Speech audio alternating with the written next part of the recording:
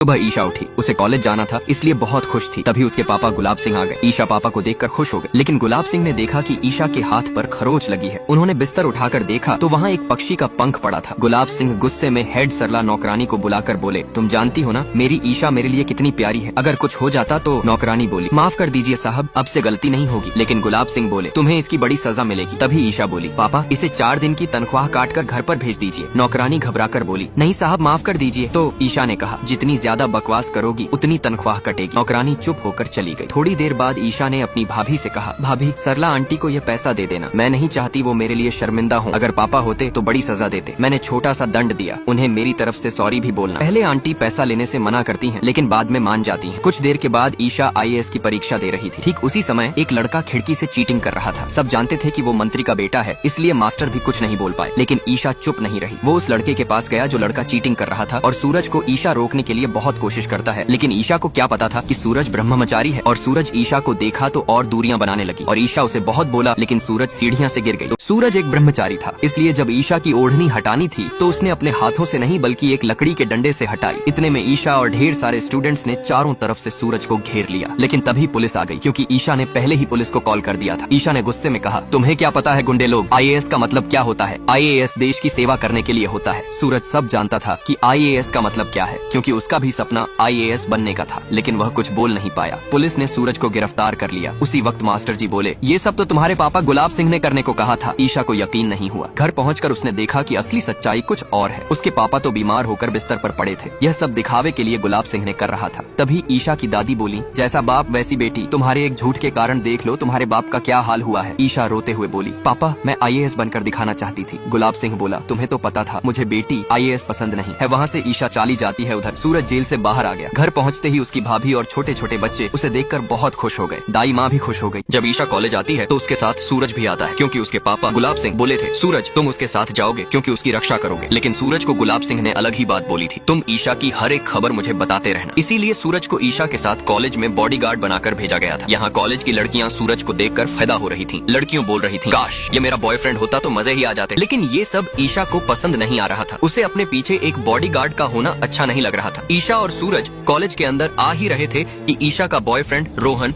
ईशा का इंतजार कर रहा था। तभी ईशा ने रोहन को मैसेज किया, मेरे पापा ने बॉडीगार्ड रखा है, तुम क्लासरूम में चले जाओ। फिर ईशा और रोहन एक साथ क्लास में बैठे, लेकिन ठीक दिशा के सामने सूरज अपनी ड्यूटी पर खड़ा था। यह सब देखकर ईशा को अच्छा नहीं लग रहा था। तभी मास्टर आए और बोले, प्लीज आप बाहर जाइए। सूरज ने मास्टर जी की बात इग्नोर कर दी, लेकिन फिर से मास्टर बोले, ईशा तुम इसे बाहर जाने के लिए बोलो, नहीं तो तुम भी बाहर जाओ। इतनी देर में ईशा जाने लगा था कि तभी सूरज एक बात बोलता है, इस लड़के और ईशा को अलग अलग कर दो, तब मैं जाऊंगा। फिर रोहन और ईशा अलग हो जाते हैं। क्लास खत्म हो जाती है। क्लास के बाद रोहन गुस्से में सूरज से भिड़ने आता है। दोनों में जबरदस्त झगड़ा होने लगता है। ईशा यह सब देखकर खुद को रोक नहीं पाती है। वह गुस्से में सूरज के पिता के बारे में खराब खराब बातें बोलने लगती है, जिससे सूरज को बहुत दुख होता है। फिर सूरज भी ईशा की माँ को लेकर कुछ बोल देता है। इसके बाद बहस और भी ज्यादा बढ़ जाती है। ईशा और सूरज कॉलेज से घर की ओर जा रहे थे, लेकिन ईशा जो कॉलेज में हुए झगड़े को लेकर सूरज पर गुस्सा थी, रास्ते में मुक्का दिखा रही थी। सूरज ने देख लिया। इतने में वे लोग ईशा की गुलाम हवेली पर पहुंच गए। तभी अचानक ईशा के दाहिने पैर की पायल वहीं कर में गिर गई। ईशा ने ध्यान नहीं दिया और सीधे घर चली गई। सूरज भी अपने घर की ओर निकल पड़ा। ईशा गुस्से में अपने कमरे में चली गई। उधर जैसे ही सूरज घर पहुंचा, उसे कहीं से पायल की छन छन सुनाई देने लगी। सूरज इधर उधर देखने लगा कि आवाज कहाँ से आ रही है। सूरज तो ब्रह्मचारी था, इसलिए पायल की आवाज उसे बहुत डिस्टर्ब कर रही थी। तभी उसे पता चला कि ईशा की पायल उसके पैर में फंसी हुई है। सूरज हैरान था कि ये कैसे हुआ। इधर ईशा अपने पैर पानी में डुबो रही थी। तभी अचानक ध्यान आया कि दाहिने पैर की पायल तो गायब है। ईशा घबरा गई। तभी उसकी दादी कमरे में आ गई। दादी ने पूछा, तुम्हारी पायल कहाँ है? ईशा बोली, कहीं गिर गई है। दादी बोली, मैं अच्छी तरह जानती हूँ तुम्हारी पायल कहाँ और किस काम में गिरी है। तुम्हारी माँ भी ऐसी ही थी और तुम भी वैसी ही हो। ये सुनकर ईशा को बहुत बुरा लगा। दादी बोली, अगर 1 घंटे के अंदर पायल तुम्हारे पास नहीं हुई तो तुम्हारे बाप को सब बता दूंगी। ईशा परेशान होकर पूरे घर में पायल ढूंढने लगी, लेकिन कहीं नहीं मिली। तब उसे सूरज पर शक हुआ। ईशा ने फोन किया, क्या मेरी पायल तुम्हारे पास है? सूरज बोला, हाँ पायल तो मेरे पास थी, लेकिन अब नहीं मिलेगी। मैंने उसे आग में फूंक दिया। और उसने फोन काट दिया। ईशा हैरान परेशान घर के बाहर खड़ी थी। तभी अचानक किसी ने उसका मुंह दबा दिया और उसकी पायल उसी के सामने। जब ईशा की पायल गुम हो गई, तभी रात के समय ईशा का बॉयफ्रेंड रोहन उसके लिए नई पायल लेकर आया। ईशा बहुत खुश हो गई और बोली, तुम जल्दी जाओ, कोई देख लेगा तो प्रॉब्लम हो जाएगी। यह सुनकर रोहन वहाँ से भाग गया। जैसे ही ईशा घर में दाखिल हुई, उसकी दादी जो पहले से ही उस पर नजर रखे थी, उसे बाहर से आते हुए देख लेती है। दादी ने पूछा, कहाँ से आ रही हो और हाथ में क्या है? मैंने पूछा, हाथ में क्या है? ईशा बोली, ये पायल है दादी। मिल गई? दादी बोली, मिल गई या किसी के पास गई थी? वही के पास गया था ना। दादी की बात सुनकर ईशा को बहुत दुख हुआ। तभी ईशा का भाई बोला, दादी ये सब छोड़ो ना, पायल तो मिल गया, लेकिन दादी ने कहा तुम लड़की को नहीं जानते, ये सब झूठ बोलती हैं। अगले दिन सूरज के घर मेहमान रिया को देखने आए। दोनों को एक दूसरे पसंद भी आ गए और शादी की बात पक्की हो गई। लेकिन जब दहेज में बाइक की मांग रखी गई तो सूरज का परिवार नाराज हो गया। तभी सूरज ने नया बाइक खरीद कर सबके दिल जीत लिए और घर में सब खुश हो गए। लेकिन सूरज के पापा खुश नहीं थे, क्योंकि सूरज गुंडा गुलाम सिंह के लिए काम करता था। इस वजह से सूरज के पापा उस पर गुस्सा रहते थे। हर रोज ऐसा ही माहौल रहता था। और जैसे ही आरती के लिए लड़के वाले आरती उतारने की तैयारी कर रहे थे, तभी सूरज के पापा गुस्से में जोर से थाली जमीन पर गिरा देते हैं।